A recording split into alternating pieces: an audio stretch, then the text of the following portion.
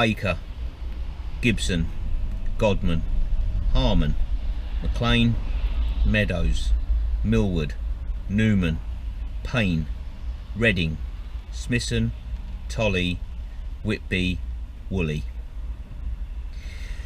That is just a small selection of bus drivers that I've known that have passed away over the years. I mean, this is my 20th year on the buses, and just about every one of those names that I've just mentioned, heart attack, cancer, stroke. There's a couple of honourable mentions, because I can think of at least 2 bus drivers that have had pretty serious heart attacks, and at least 2 that have had strokes. Now, what does all this mean? What it means, well, actually, before I continue, 2020 saw 3 bus drivers that I know or knew pass away, and that's 3 in 1 year. Now, that list is just a small selection of bus drivers I could think of just off the top of my head, without even putting too much thought into it. What it tells me is that bus driving is actually a very dangerous job. When I was told the other day of the latest colleague to pass away, I hadn't heard of the third. I said, it's got to be this job, and it was one of the people from the office. I said, it's got to be this job, and he sort of rolled his eyes. He went, oh yeah. I said, it is. I said, I'm telling you, it's this job, bus driving. You know, all those names I've just reeled off there, you know, long service on the buses, most of them. There's maybe one exception. One exception was right at the end, who hadn't been in the game very long, but nonetheless, he was still a bus driver when he lost his life, when he passed away, when he died. And there's so many reasons why.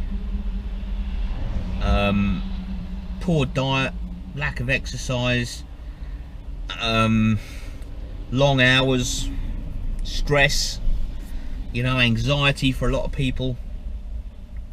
For me, a lot of it is poor diet and very little exercise. I like to try and go hiking as frequently as I possibly can. I mean, this weather, as you can see, isn't conducive to a, you know, it's not conducive to good hiking, but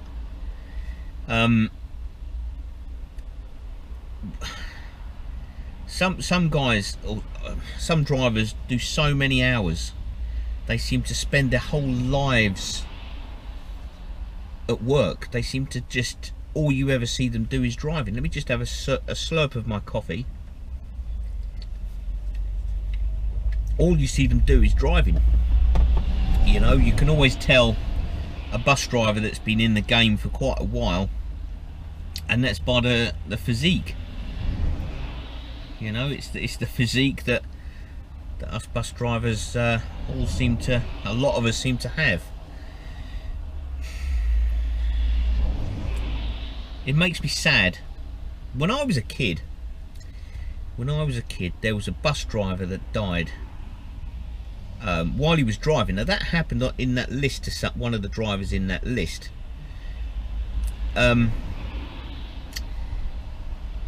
You know, and this bus driver, when I was very young, had a heart attack while he was driving, and he crashed into the front of a shop, and there was all sorts of carnage and chaos. And And from what I was told, the buses in my town simply didn't run on the day of that driver's funeral. It was as simple as that. Everybody in that depot went to the driver's funeral. There was no, oh well, we can't get you cover and we can't, you know. It was a case of we're all going and that's the end of it. You know, now, well, you know, I mean, I've seen it where they go, well, you've only been here a couple of years, you didn't really know him. There's drivers that have been here 25 years plus that have known him longer, and I've actually heard those conversations going on.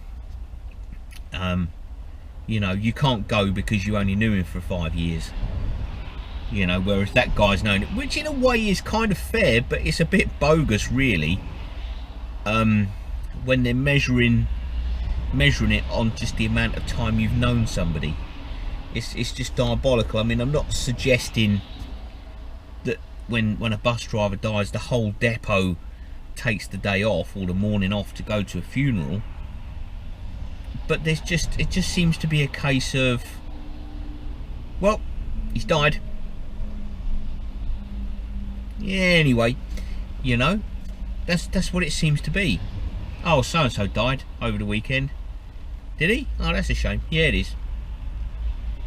Anyway, you know, it's that introduction of the word anyway. You know, I mean, when that driver there's a driver on that list, and he crashed just outside of the bus station. It wasn't a high-speed crash, you know. It was just a case of he started to move off from some traffic lights. He had a heart attack. The bus was at creep speed, and it just crashed into he sort of steered it into a giveaway sign or something, and that was that. It wasn't a high speed, you know, the bus didn't roll over 27 times or anything. It was just a case of, you know, that's it. But I can imagine that the inspector on duty, his first thought, and it probably was, oh God, I've got to cover his work. You know, because things keep moving. There's never a moment of pause where it's a case of, you know, it's just a case of, well,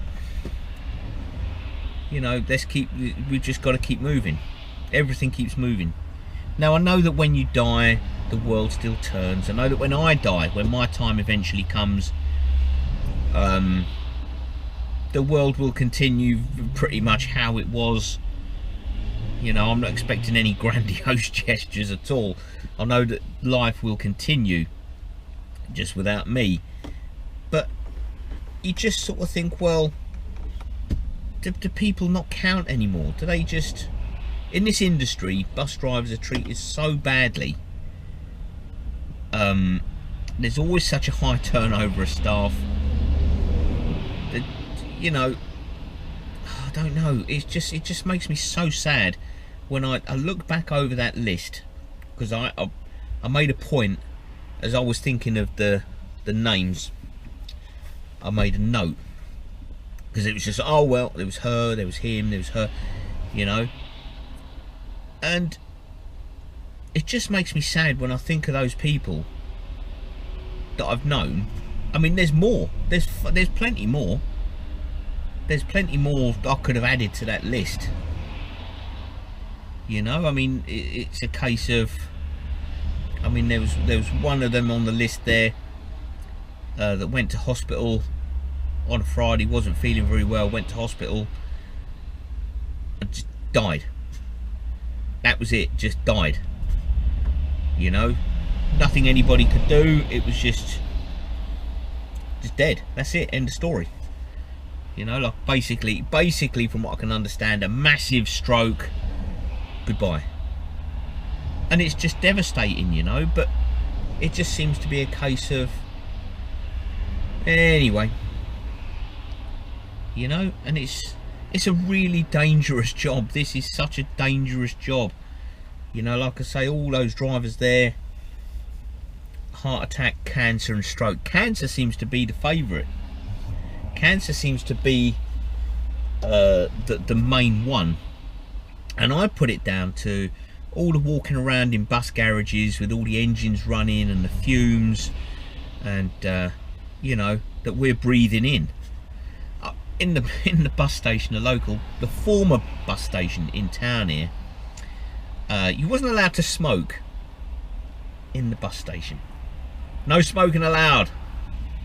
And I remember one day, and I was stood in a certain position on a certain bus stop in the bus station, and the light was coming through the ventilation. They'd knocked out a part of the wall for some ventilation, and there was just thick, acrid diesel smoke hanging in the air, and the sun came through, a big shaft of sunlight lit it all up, and I commented to somebody, you know, look at that, but we're not allowed to smoke. It's ridiculous, because smoking cigarettes, that'll give you cancer, that will. Yeah, and standing in here breathing all that in, that won't do you many favours either. You know, it's just, and that's what I put it down to. We're walking around, we're doing these vehicle checks, engines are running, multiple engines, and we're breathing all that in. You know, it's going into our systems, and then we're sitting down for 5 hours at a time. You know, sitting down driving. Then you'll have your meal break. You'll eat some fast food because it's quick and it's easy. I'll have a proper dinner when I go home. I'll just eat something quick, fast food. Then you sit down for another 5 hours, and that's all you do. You sit down, and then you've got the stress of these morons we have to share the roads with. I'm not going to get tangled up with that, but you've got the stress of driving, you know, and it's a lot of pressure. There's a lot of pressure on bus drivers.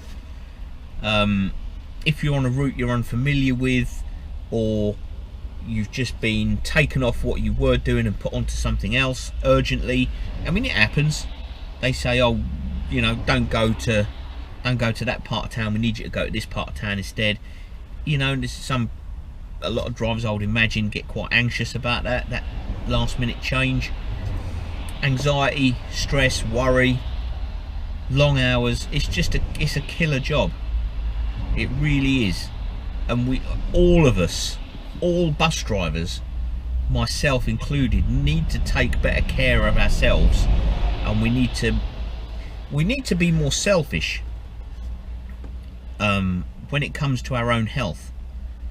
We need to be more selfish, and we need to just focus on ourselves and our own health and well-being, you know, because nobody else will. Nobody else will. Your husband or wife will say, look, you need to slow down or whatever, you know, but your employer certainly won't. Your employer will just exploit you until you drop dead, and then he'll just find another steering wheel monkey to put in your place and do exactly the same, and the pattern repeats. We all need to be more selfish when it comes to looking after ourselves. You know, that really is, I think, what we need. You know, when they say, oh look, we really need you to work at the weekend, we should all be saying, no, I'm doing this or I'm doing that, I'm doing something completely unconnected to driving. You know, and I'm not worried about, for myself, I'm not actually worried about death or dying. I'm not really that concerned. I've got this theory that I'm going to be at least 120 years old before the Grim Reaper, you know, comes to check me out. It's going to be the misery that keeps me going. So I'm not worried as such, but it's just, I don't know, this job. And you look at I mean, there's another driver on that list that, you know, had a massive stroke and was really ill for a while. Looked to be getting better, not so much. Oh, maybe he's going to recover. No. Oh, he's dead. And I don't want to be in that limbo phase of maybe I'll live. No, I probably won't. You know? So we all need to be, all us bus drivers need to be more selfish, and we all need to just say, no, I'm not working at the weekend. You know? but you know, buy a bike, go for a walk, go hiking, just whatever. None of these things have to be expensive. There's no special preparation for going for a walk around the block. You don't need to do any stretching or anything. You just put your shoes on and you go for a walk, you know. And I'm talking, and this very much applies to me as well. It really does apply to me. You know, this is not a case of don't do as I do, do as I say. It's a case of, look, we need to stick together on this.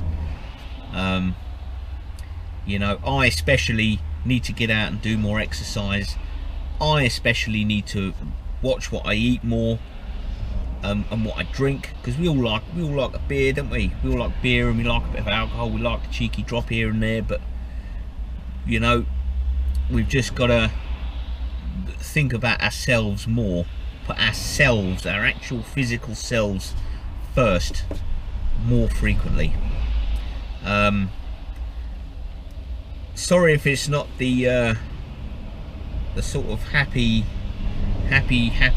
new year vlog that you may have been expecting, but with the current situation being what it is, you know, if nothing else, I mean, the thing is, bus drivers will always get work somewhere else. We can always all work elsewhere. It may not be what we want, and it may not be our first choice, but you'll never see an unemployed bus driver, because all of us can get work somewhere, driving for somebody, you know. So if your employer gets the needle with you, then what can you do? That's life, you know. That's just the way it is. You know, jobs come and go, money comes and goes, you can always earn it back, but your health, once you get diabetes and you lose a leg, you won't grow that back. It's not like we're lizards. We're not going to grow a leg back. I mean, you know, and smoking, I remember talking to a driver years ago, and he was saying he's got diabetes, and he's standing there smoking, and he should be giving up smoking, at risk of losing a leg. And I thought, but you're still smoking. Oh, well, the arm's already done, innit? No, you idiot, because your leg is still attached to the bottom of your body, you know. If you look from the knee down, you've still got the leg there, mate. But, you know, there it is. There it is. We can always work elsewhere. We can always earn money back. But growing limbs back, and you know, stuff like that, it's just, you know, we've got to look after ourselves. So on that rather dismal note, hope you've all had a good Christmas, such as it was, and a happy new year, and I'll catch up with you on the next one. Bye for now.